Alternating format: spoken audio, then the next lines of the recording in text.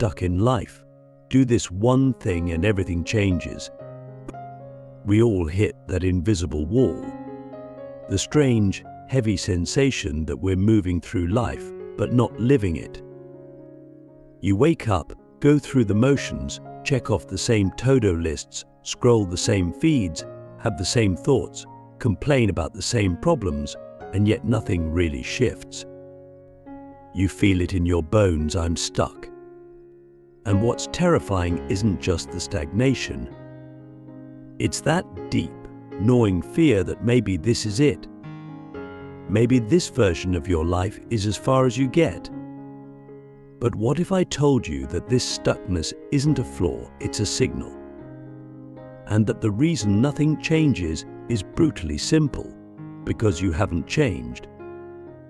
Marcus Aurelius, Carl Jung, and even Alan Watts all whispered the same truth across time: the life you're experiencing is a mirror. And until you change, it has no reason to. But let's get real for a moment. It's not that you don't want to change. It's that you don't know how. Every piece of advice you hear tells you to fix the external, change your job, end that relationship, move to a new city, start a new habit, read this book. And sometimes that works briefly. But if you've tried all those things and still feel like you're spinning your wheels, then maybe the real change you need is internal. Maybe it's not about doing more. Maybe it's about becoming less attached to the version of you that's trying to survive instead of actually being alive.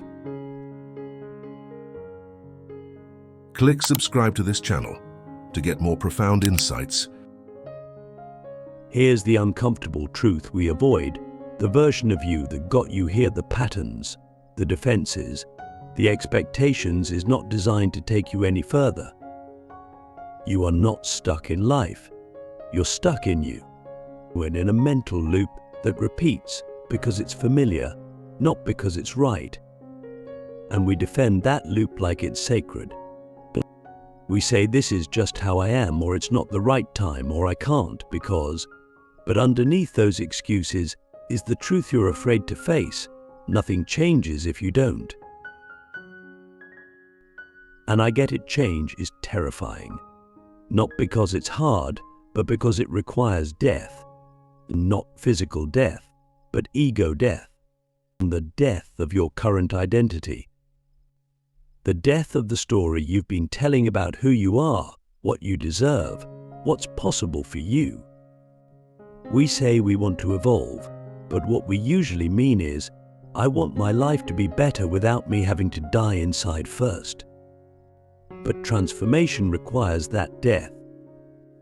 Like a snake shedding its skin, like a forest burning to regrow, like a caterpillar dissolving into mush before becoming a butterfly. The thing you think you are must break down to make room for the thing you actually are. That's why staying the same feels so suffocating, because your soul is outgrowing the shell of your current self. So, if you feel stuck, don't look outside, look inward. Ask yourself, what part of me am I afraid to let go of? Is it the achiever who can't slow down? The people-pleaser who can't say no? But the victim who uses their past as protection? The perfectionist who's afraid to be seen failing? Whoever it is, that version of you was useful once. It kept you safe. It helped you survive. But now it's holding you hostage, and the longer you protect it, the more you delay the life waiting for you on the other side. The one thing that changes everything isn't a new job, a new goal, or a new routine. It's a new relationship with yourself. And that begins with radical honesty. The courage to ask, what am I really avoiding? The clarity to say, this isn't working. And the faith to believe, there is more, but I won't find it by being who I've always been. Because life doesn't respond to what you wish for. It responds to what you are. And when you shift your being, when you stop negotiating with your potential, stop playing small to stay comfortable, you send a signal to reality itself, I'm ready for more. And that's when things start moving. That's when the universe stops treating you like a background character and starts reflecting back the energy of someone who's become the main character. So here's the hard question to chew on. What if the stuckness in your life isn't the problem, but the invitation? What if it's not here to punish you, but to awaken you? The death of the old you, why your transformation demands an identity collapse. We fear change not because it's uncertain, but because it threatens the only version of ourselves we've ever known. That's the real terror, isn't it? Not that life could be worse, but that you might no longer recognize yourself. We often say we want to grow, but what we really want is to upgrade without letting go. We want transformation without the collapse. We want the butterfly, but we don't want to dissolve inside the cocoon. But here's the brutal, beautiful truth. The old you has to die for the real you to live. That's why you feel stuck. Because your life is still orbiting a self that no longer fits. And that version of you, the one who settles, who tolerates, who shrinks, who avoids, who endlessly overthinks, is outdated software running your entire experience. And every day you run that identity, your external reality is forced to match it. You're not cursed. You're not doomed. You're just in character. But here's where it gets wild. The moment you stop defending your current identity, your reality has no choice but to recalibrate. That's not spiritual fluff. That's psychological fact. You can't hold on to a small self and still expect a big life. The real battle isn't between you and life. It's between you and the identity you're afraid to lose. And this is where most people walk away from change, because they confuse comfort with truth. They say, I can't change, it's just who I am. But let's get honest, who told you that? Who taught you to be small, afraid, careful, nice, agreeable, silent? You weren't born like this. You became this. And if you became it, you can unbecome it. But Carl Jung once said, until you make the unconscious conscious, it will direct your life and you will call it fate. And that quote should shake you. Because if you're stuck, chances are it's not because of external circumstances, but because you haven't questioned the invisible assumptions shaping your behavior. And most of those assumptions were installed by pain. Somewhere along the way, you were told explicitly or silently that being too much, too loud, too honest, too emotional, too different was dangerous. So you adapted. You built an identity not for freedom, but for safety. And now that safety has become a prison. And the bars are invisible. They look like that's just how I am. They sound like maybe later, not yet, I'm not ready. But deep down, a voice keeps whispering, this isn't who I really am. And if you're brave enough to listen, even for a second, you'll feel the walls crack. You'll feel the beginning of death, not your physical death, but the death of the mask. And yes, it's terrifying. But it's also sacred. Because on the other side of that death is something no one can give you: aliveness. The kind that doesn't need applause, that doesn't beg for permission. The kind of aliveness that knows who it is, even when everything is falling apart. The kind that no longer performs, no longer waits, no longer apologizes for existing. But to get there, you have to be willing to break the contract you made with your false self. You have to say, I'd rather be real than liked.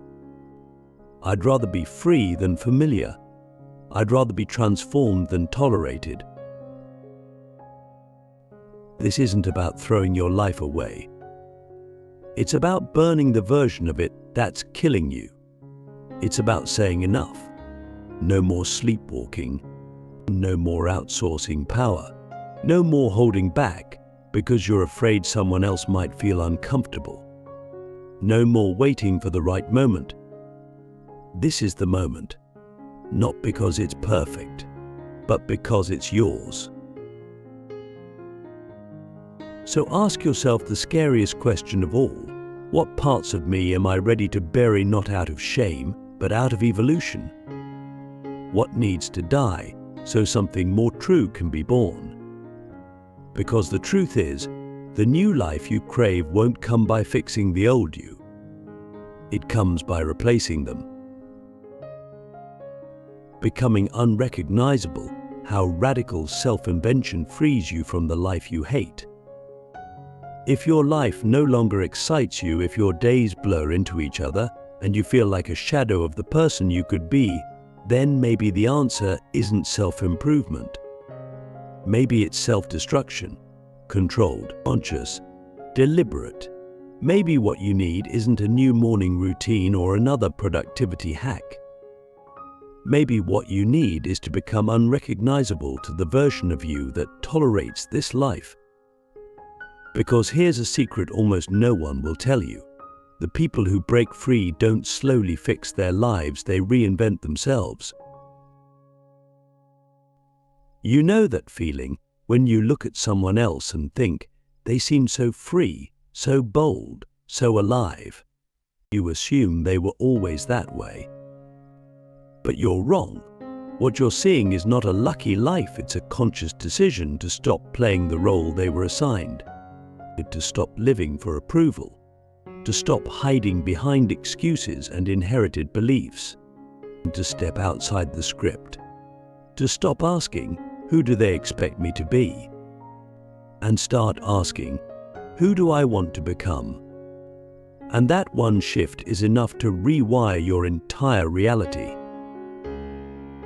Most people don't hate their life.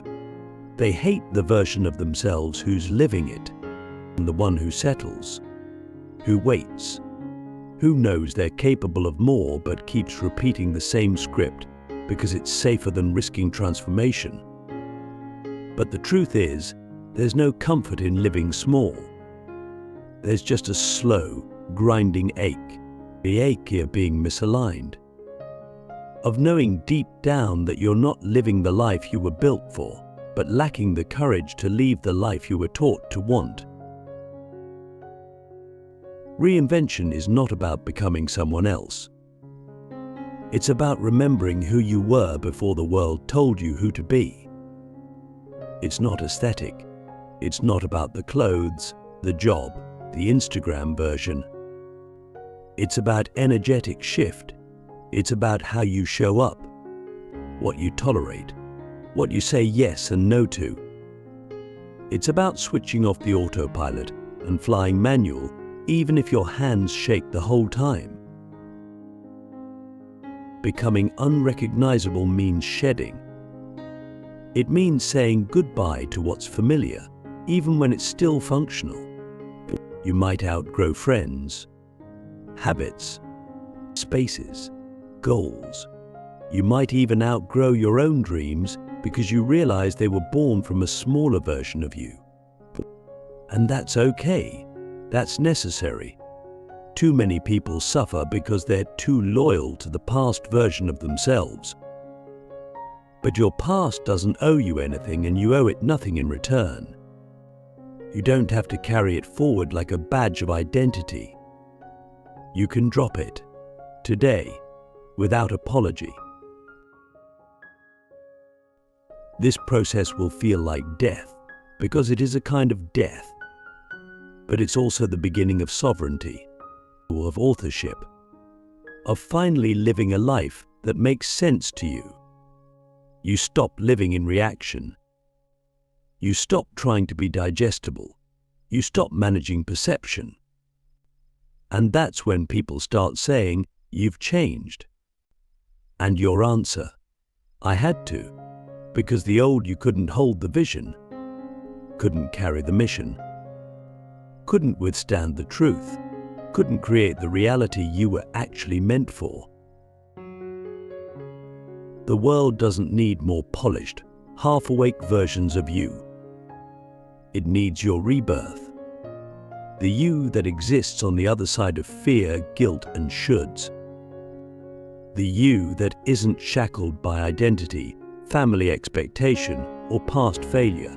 But that version of you, the one who isn't pretending anymore, is magnetic, dangerous, free. So now it's your turn to ask, who would I become if I stopped pretending to be the person I was yesterday? Not who you should be, but who you would be if you were no longer afraid.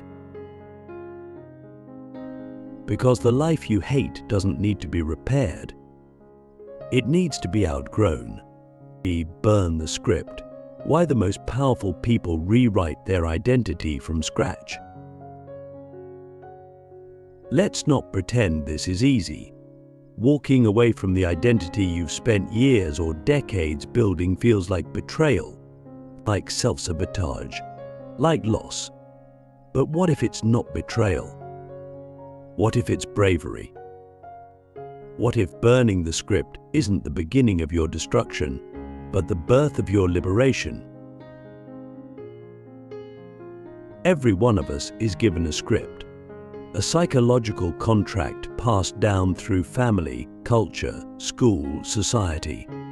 Be polite, be agreeable, don't speak too loudly, work hard, retire, and hope you're remembered. Dream small. Don't make others uncomfortable. These scripts are written in silence, enforced through shame, and disguised as normal. And the tragedy is, we perform them without question. We memorize our lines. We say what we're supposed to say. We play the role we were handed, not the one we chose, and we call it a life. But the people who change the world, the ones who radiate a kind of presence that can't be faked, they burn the script. They don't just tweak their habits. They burn the whole damn page and write a new one from scratch. They stop reciting the story that says, "I'm not the kind of person who," and start asking, "What if I am? What if I am the kind of person who speaks with boldness, who walks away from what's toxic, who stops settling, who creates something bigger than myself?" This shift is terrifying because it creates silence. When you burn the old story, there's nothing left to hide behind. No more familiar labels, no more pre-approved plans, just you, raw and exposed, in front of the blank page of possibility. But that blank page is sacred, because that's where reinvention begins, not from more rules, but from freedom, a real freedom. The kind that scares people because it's uncontrollable or unpredictable, unapologetic. When you choose to rewrite your identity, people around you won't understand. Some will project their fears onto your courage. They'll say you've changed like it's an accusation. They'll ask what happened to the old you, like it was your responsibility to stay frozen in time for their comfort. But let them talk. Let them misunderstand. Because you weren't born to be static. You were born to evolve. And you don't owe anyone consistency with a version of yourself that was never fully alive. Burning the script doesn't mean erasing your past. It means reclaiming your authorship. You get to decide which parts to keep and which parts to discard. You get to look at your beliefs, your habits, your fears, and say, "This no longer fits who I'm becoming." And that decision, that conscious severing of what no longer aligns, is the moment everything changes. Because you can only rise as high as the version of you that's willing to die. That's the uncomfortable equation of transformation. Nothing changes if you stay the same. And staying the same might feel safer now, but it costs you your future. So what are you holding on to that's holding you back? What outdated version of you are you still performing for? What story are you still reciting even though you no longer believe it? You don't need to keep proving who you were. You need to start becoming who you are. And that requires fire. Not destructive fire, but creative fire. The fire that clears the old forest so something new can grow. The fire that purifies, that humbles, that makes space for the next evolution of your life to begin. So here's your final challenge. Pick one piece of your identity that no longer serves your becoming and burn it. Not tomorrow, not next year. Now, rip the page, drop the roll, rewrite the truth. Because the only thing standing between you and the life you were meant to live is the version of you afraid to start over. So start over. And this time, write it in flames.